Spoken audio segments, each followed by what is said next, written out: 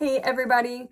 The concept of population density is something that I think is interesting and something that I use or assess regularly between my job as owning and operating a private game bird farm and selling land and ranch real estate. We have people that are regularly wanting to know how many cows can they run on a certain piece of ground, or with the game birds, I have to know how big my flight pens need to be to support the number of birds that we are going to have that year.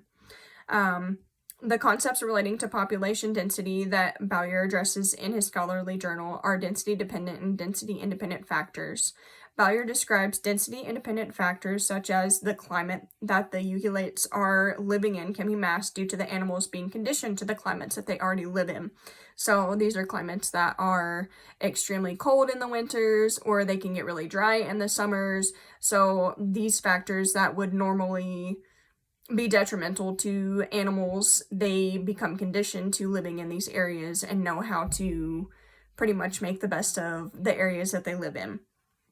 This correlates with the density-dependent factor so that the ungulates are in good nutritional and physical health. So they are able to kind of, for lack of a better way to put it, to adapt and overcome living in these conditions, and they are able to find alternative grazing grounds, or they're just able to move around and figure out what they need to do to pretty much fatten up and survive the winter, or in the summers to have potentially an additional water source than where they would usually get water.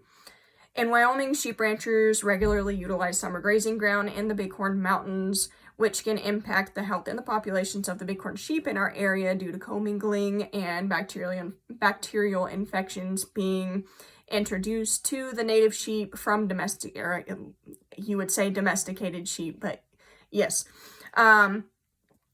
These ranchers, they'll graze the Bighorn National Forest areas from usually around mid-July until September 1st. Everything is supposed to be off of the mountain, and that's kind of give or take. That's when they're supposed to be off of the mountain, but sometimes sheep get out and they go to different areas of the mountain, so the ranchers have to come up there and find them. And also, sometimes we'll get snow. I mean, we had snow on July 4th this year, so it's very possible that we can have a big snowstorm by September 1st. And, you know, if the ranchers have a particular date lined up where they think that they're going to go up and get everything off of the mountain, and then something happens and so they don't get off of the mountain.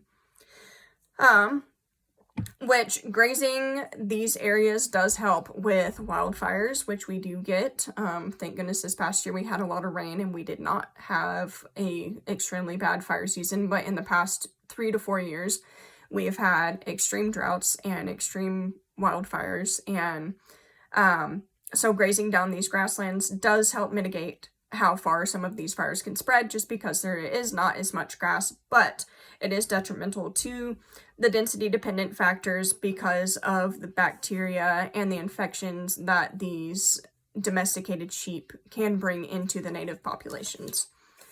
A concept that I find confusing is the anti-density dependence. I find this confusing because the concept that Bowyer uses is somewhat contradictory. He says in his article that the growth of a population is facilitated by increasing population density.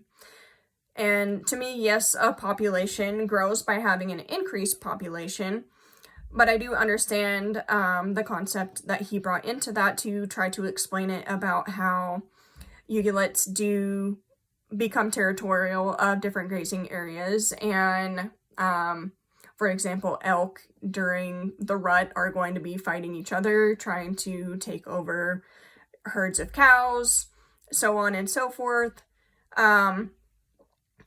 But does anyone have any ideas about any other animals or different species in relation to the anti-density dependence that I could potentially understand a little bit better? Thank you for listening to my lecture, and have a great class.